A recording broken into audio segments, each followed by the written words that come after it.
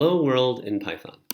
When you learn a new programming language, it's traditional that your first program is hello world, which simply prints out hello world.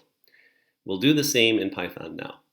To do that, we use the print function, where you say print followed by a parenthesis, followed by the thing you want to print, followed by another parenthesis. If the thing you want to print is inside quotes, as you see here, that tells Python to print it out exactly and unmodified. We'll run this in Python, which is a form of Python that runs in a browser.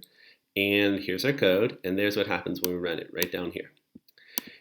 Up here is the code that we're going to run. There's our print command, parentheses, inside the quotes, the string. If we modify the string, nothing happens down here because you can edit to your heart's content. Won't run until you hit the run button. When we hit run, there's the modified code. Besides Python, we can also run this in Sublime or in any other editor you wish, say idle. So for that, we'll copy the code. We'll go here, and I'm pasting it into Sublime now, and I'll save this and I will run it, and down here we see the code executing.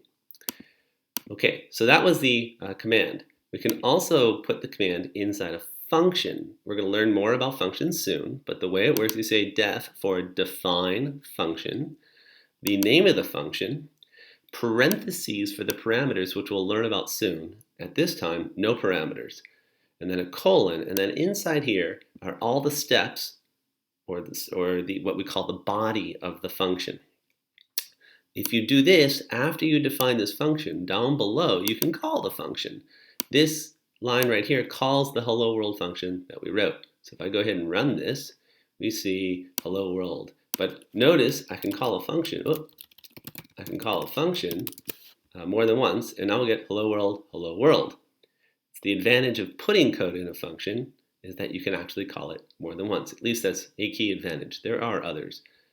Finally, you can download the file and put it on your desktop or wherever, and then edit it directly in an editor of your choice.